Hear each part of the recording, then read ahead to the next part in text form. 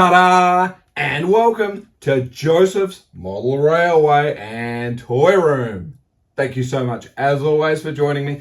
Just a little bit of housekeeping. You don't need to like, follow, or subscribe to any of the videos I put out there. Put them out there where I can. Have a holly jolly great time doing so. Now, this video. Some just might say that it's time for me to think about getting some newer trains on this layout. And maybe you might be onto something there. Well, today's video was something I was planning on doing probably further down the track, but it seems just perfect to get cracking with it now. And I'd like to introduce you to a new train, if you like, basically. So when I talk about a train, I'm not talking just about the locomotive, the coaches, the wagons, and all the rest of it. I mean a sort of a total situation that we can bring down onto that beautiful fiddle yard now. That's sort of a complete set that I'm sort of ready to run. It's not to say we're not going to chop and change the arrangement around with other things on the layout, but pretty much this is what I had envisioned in my head. So the first thing, we have the loco crew, driver and fireman. Now this is, of course, from Langley Models.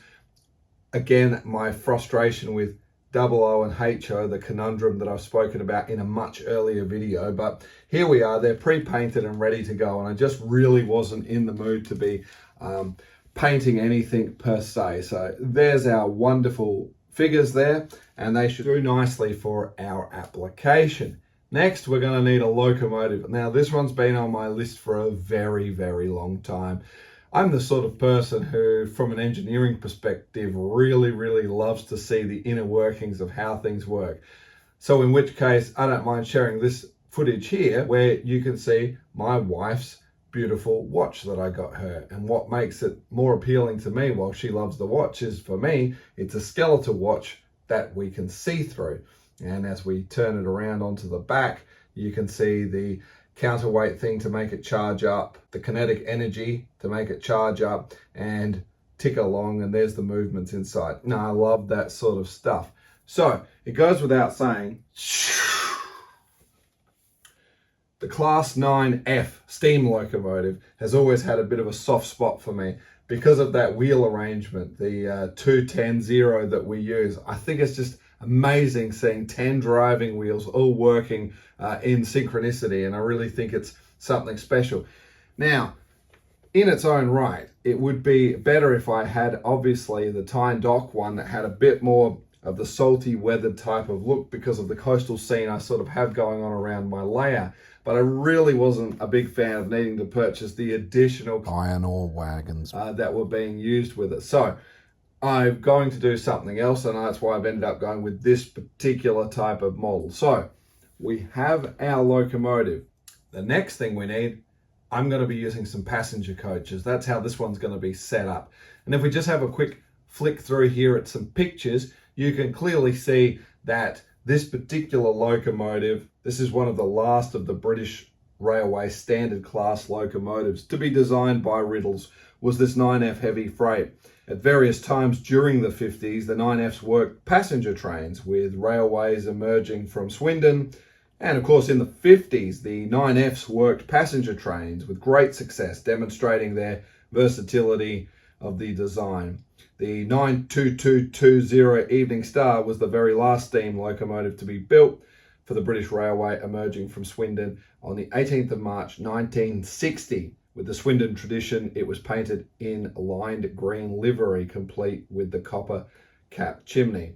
The good news, as always, is while they began being withdrawn in 1964 and the final one serviced 1968, which of course just checks onto the era I'm trying to do, so the last of the steam trains, and then moving through into the dominant 70s and 80s of the BR Blue and the diesels. The good news is, of course, some have been preserved, and I think that's a wonderful thing. So we have our resplendent locomotive.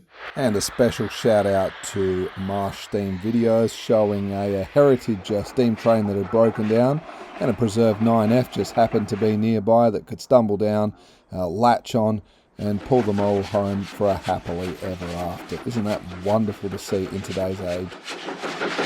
And regarding the coaches, I've decided to go with our crimson coloured coaches. Now I have 6 of them at the moment that are weathered ones, and let's bring you in on a separate piece of footage here to show you those. I'm not saying we're going to use all 6. I'm probably only anticipating 4 or 5 in the arrangement, but let's come up with a little something and put it together. So the plan is we need to get our crew onto the locomotive. We need to get those coaches out, lay it down, and let's have a quick look at what we've got here and if we've got a bit of a success. The understanding is this has no problems making it around a second radius turn. And once again, unofficially, I have this bizarre tight one just here. So I really would just like to see if it's going to get around no problems at all. If not, well, we'll deal with that as it comes. But let's get stuck into the project, shall we? Okay, well, let's pop these coaches out of the way. And now we have our locomotive. So for those of you playing at home, this is the 32-852ASF. This is the BR Standard 9F class with running number 92069 in BR black, early emblem, and this is weathered with sound fitted. Caution, the locomotive and tender are linked. Please lift both together from the packaging tray. It might not seem obvious, but for those who aren't buying their first train set that it comes joined together, it's pretty important to note.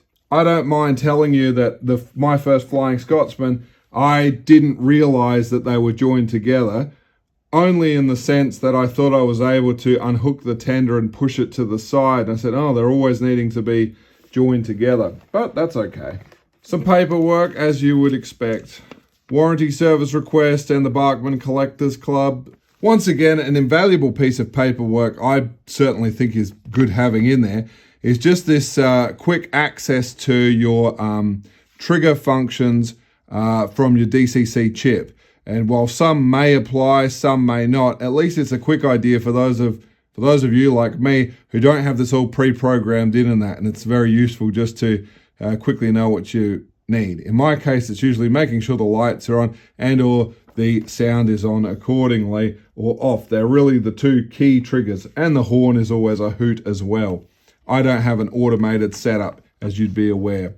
So here we are, and obviously just regarding adding couplings and or changing the details as required here, and adding those little extra bits of detail. I don't generally get too stuck into that because I have a hard enough time handling these at the moment, so usually those additional bits will stay in the box. Lubrication points, of course, very important, especially on something like this, and I'm not really going to get much of a great use out of these things, so generally the situation is you need to be lubricating over time depending on what you're doing, and I'm sure we're going to get to an episode of that one day, but I'm a long way from getting to that at the moment. And as usual, just regarding running in, they like you to run this with no wagons or coaches attached, and they'd like you to run 30 minutes in each direction at half speed. So I really need to look at getting a running road for one of them. I think that's a better way to go for this application. But here we are. Smells like a classic. Now, let us get this open and have a look. Well, I need 2 hands to do this, I'm sorry to say. Well, here we are. And a couple of things I wasn't 100% aware of exactly. But of course, this is not a tender-driven steam locomotive, as most are these days. So it's going to be driving from the locomotive itself. So you can clearly see there's a series of wires there. And unlike the other connection that we have with the Flying Scotsman and that, there's literally just the pin and the hook. It is metal, of course, but pointing that out is that we've got the pickups on the back wheels here, but sound is what we're generating from this rear compartment here. Just bring you in now for a bit of a closer look at this.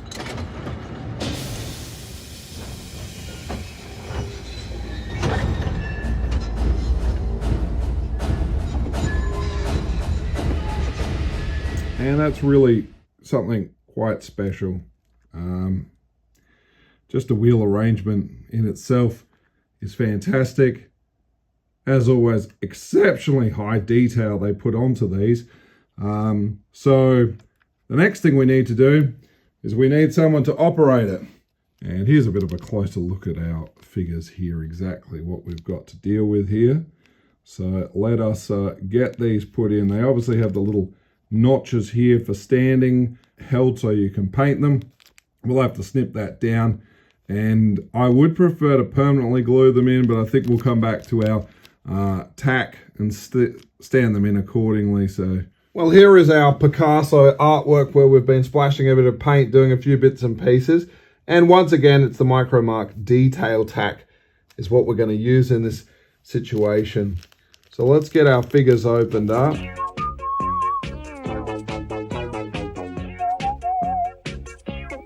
And what top tip have we learnt from all of this?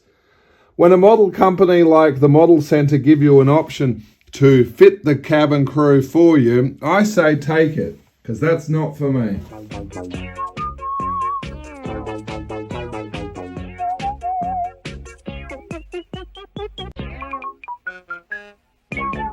Let's have a look. It's been a few days now since we've put them in, and I've got that tacky stuff on the bottom. Let's have a look. They don't look too bad in there. I think we've got some happy people. Let's get this thing on the track and check it out. Looks good. We haven't done anything. We're just going to leave it on DC address number 3. But it will end up being programmed to number 69.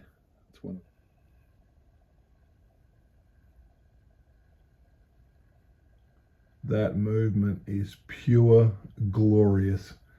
Let me just change direction by pushing the button.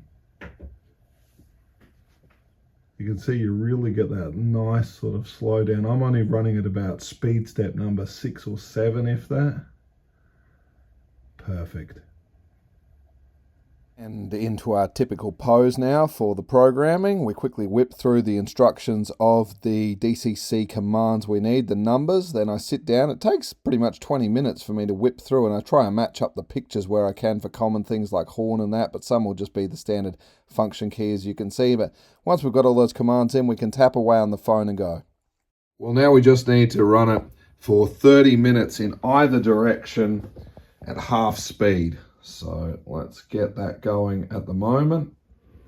Right, that's half speed we've wound it up to. I think what's going to be interesting is this is the ultimate test, is coming up to this first curve here. That's one pretty gnarly curve, so if there's going to be a problem,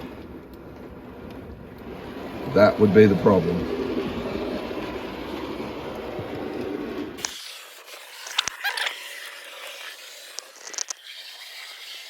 Now, I don't have the sound enabled. I'll just let him carry on at the moment.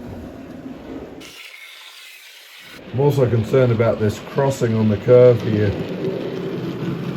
I don't know why he did that quite comfortably.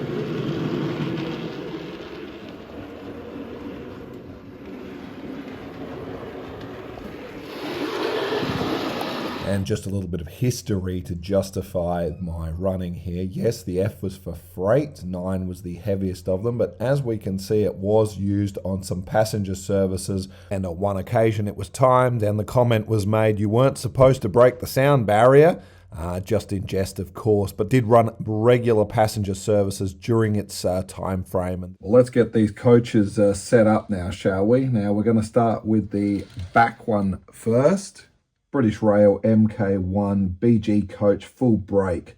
Now, if I get these in the wrong order, certainly let me know. I'm just putting them in an order that seems passable for what I need. Now, there were 6 coaches. We're only going to be using 4. Next in line, we're going to have the BRMK1 SK coach, second corridor, maroon, and of course this one's weathered, so we want that one on there. Next, we have our BRMK1 RFO coach restaurant, first open, maroon, weathered. And finally, the coach that will be directly behind our locomotive in this situation. We've got the British Rail MK1 BSK coach, brake, second corridor, maroon and weathered. Now, the whole idea is I've got a brake coach on this side, and then I've got another one on this side. And the whole idea is, I thought the logic would be, if we decide to change the direction of the train, it could be passable, but basically this is the order we're going to leave it in. All right, let's just slide these back now. As you can see, I think the buffers are an absolute win for us. Let's just try that shot again as we drop a bit of brightness down. You're getting a lot of reflection from our red cabinetry here. Let's get that locomotive down into place.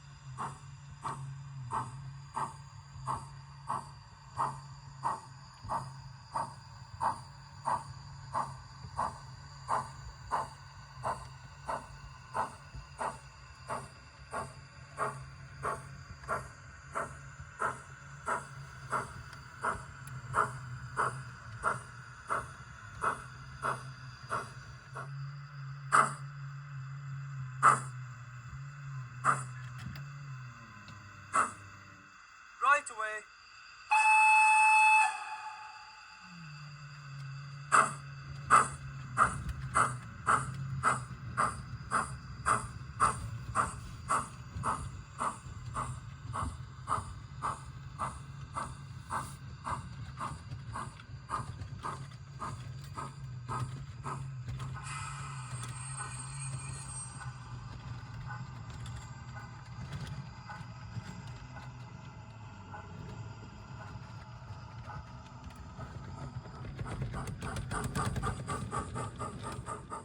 Sending this one back up at about quarter speed now, and you can see absolutely no strain or problems going up this way. Because we've got 4 coaches that basically have no weight at all with them, so that's certainly not an issue for us, as we can go down at the slowest speed you like. As I said, we could add 6 coaches, no problems here.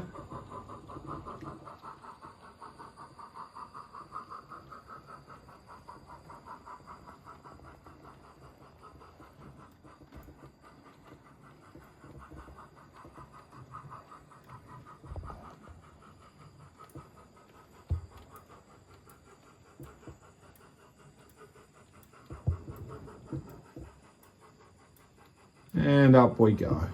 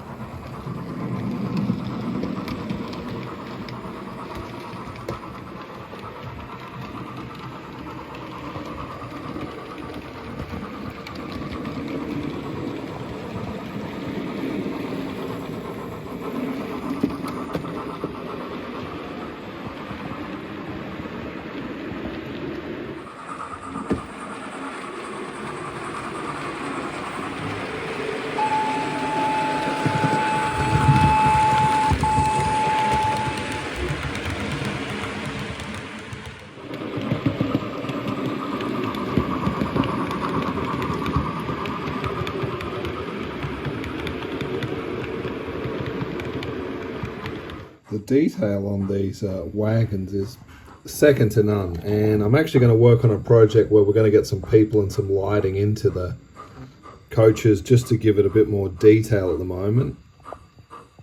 Sorry if I just said wagons. Absolutely fantastic. We'll go into some better detail on this in a later video, but I really think it's just a really elegant ensemble.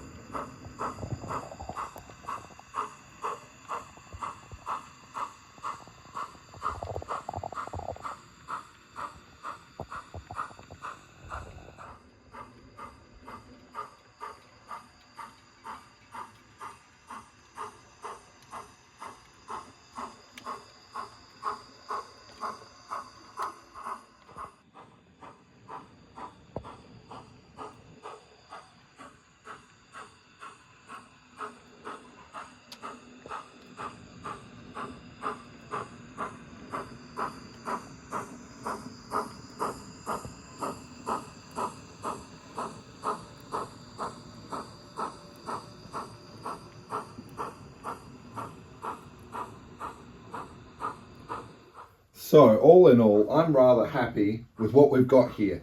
Yes, it's got a few little challenges, but nothing that we can't deal with. It is going to prefer running on that outer loop. That's not a problem with me. And for those of you that are wondering, why isn't this train set a whole lot bigger? He has a giant shed, a huge ceiling space, and all this space in the room. That space is for something else. And this is just part of what's going on. So, look, I think it's fantastic. Hornby or Bachmann, I can't remember, specifically said no problems going around a second radius curve. If you're looking at getting one and you are on the smaller type of layout, that could well be a bit of an issue for you. But let me just share something else with you, and I think it's to do with the coaches. And if I knew what I knew now, having a set of these maroon coaches would have been a good option to do from the get-go, because unlike the Intercity in the blue and silver, or blue and white as it may look in some people's eyes, that's what I've been using to make sure my curves and everything are working and all the rest of it. And while this is an MK1 and that is an MK2 coach, there is one major difference, and I've got a couple of things. Again, it's regarding if I run this particular locomotive on the line you see, the inner loop, that cause a bit of a problem. But I'd like to at least address them. It's nothing major. Two spots we need to have a look at. Let's get the camera in closer and have a look, shall we? I'll finish you off now as we're just coming into that station.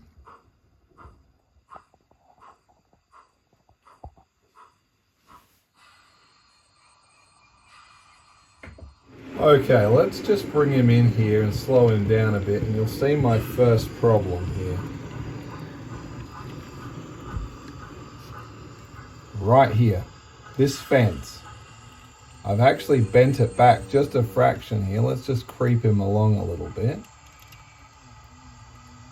Because certainly what I wasn't aware of, and you can probably see it just brushing in against the scenery there.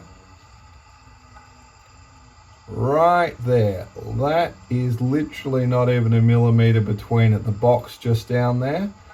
So again, it'd be running on the other side, so it's not a problem. But that's just one thing. But as you could probably hear in the background, it made its way up around that loop all right. And you can see it's just snagging on there you go, a few things. So might need to get the gardeners in. In fact, if we just, you can see that we're just bumping and grinding away basically on that scenery. So we're going to have to do a little bit of work on that. Get the old whipper snipper out, I think. Let's go and check that next one out. So just coming around the bend now, second radius this actually is, so it's not ideal, but it is getting its way here. Now we're just paying attention here, and bang, we've stopped because the box has just hit the dirt. Let me come in for a nice still shot there for you. So sorry Warmington on Sea Home Guard, but this is not your train. Pike, stupid boy. Get up on your feet. I think I'm going to actually come back and lock that down with PVA. There's no other place those chaps are going to be. But as you can see, just giving it a helping hand, and it gets there.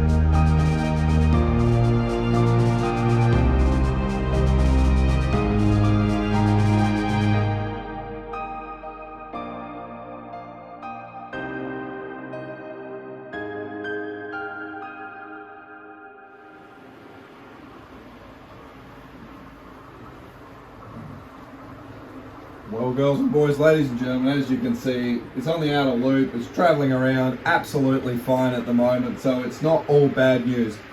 And the volume is a little bit interesting, and there's a few settings you can actually bump the volume up with. There's quite a bit of CV programming if you want to go into it. I don't, but you can make some additional adjustments as needed. I think it's great when we can blow the guard's whistle before we're leaving the station. Apply the horn again. It's on my phone, which I'm recording on. I don't have a second one, but in time we'll see all that in action. We'll see it as it's going to whip on now, pass through the station and make its way around. So the tightest turn, in fact, if I just quickly spin you around now, that actually on the canal there, or the ocean thing there, that's the tightest curve on the entire layout, yet as you can see, it does make that around quite nicely.